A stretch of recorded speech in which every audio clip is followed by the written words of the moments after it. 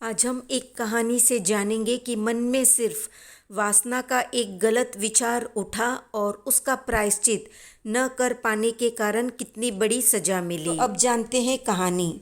एक राजा के एक पुत्री थी, उसका नाम लक्ष्मणा था। राजा को पुत्री बहुत ही प्रिय थी। लड़की जब शादी के योग्य हुई तो राजा ने स्वयंवर रचा। लक्ष्मणा ने राजकुमार को पसंद कर उसके गले में वरमाला डाल दी।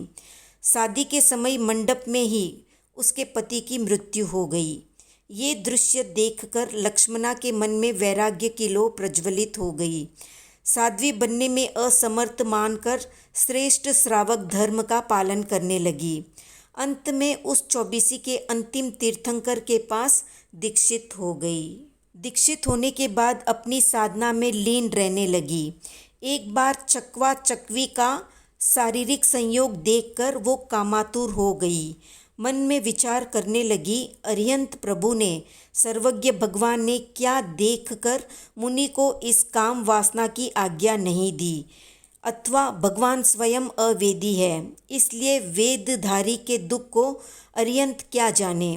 ऐसी कुत्सित भावना के बाद वो अति शीघ्र ही संभल गई। मन में पश्चाताप हुआ कि मैंने ये क्या अनर्थ कर डाला, इस तरह का चिंतन कर डाला। आलोचना के भाव मन में पैदा हुए। फिर मन में सोचा, गुरु के पास इन कलुषित भावों को कैसे प्रकट करूं? प्रकट करने से मेरी बदनामी होगी, सब मेरे बारे में क्या सोचेंगे? मन में शल्य रखने से मेरी शुद्धि कैसे होगी?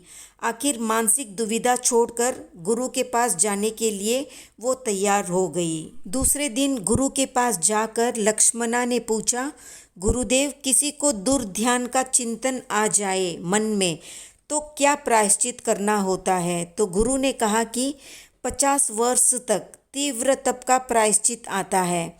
बेला, तेला, चोला, पंचोला, पारने में निवी, इस प्रकार 10 वर्ष तक। 2 वर्ष तक निर्लेप चने का आहार, 2 वर्ष भुंजे चने, 16 वर्ष मांस खमन, 20 वर्ष आइंबिल तप, कुल 50 वर्ष कठोर तप का प्रायश्चित आता है।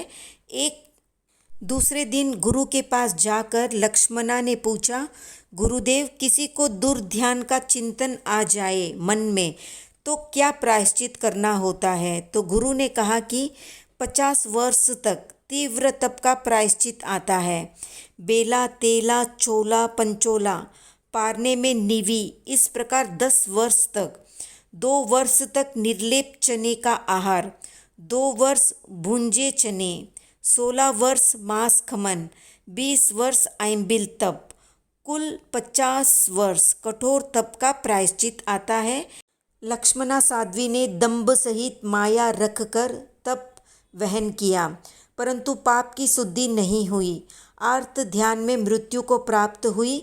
दासी आदि अनेक भवों में महादुख भोग कर पद्मनाथ तीर्थंकर आने वाले 24 के प्रथम तीर्थंकर के समय में मोक्ष जाएगी। तो एक माया शल्य से वो अनंत संसारी बन गई। तो आज का प्रश्न है, माया और गूढ़ माया में क्या अंतर है? कमेंट में बताएं। वीडियो पसंद आया तो लाइक, शेयर, सब्सक्राइब करें।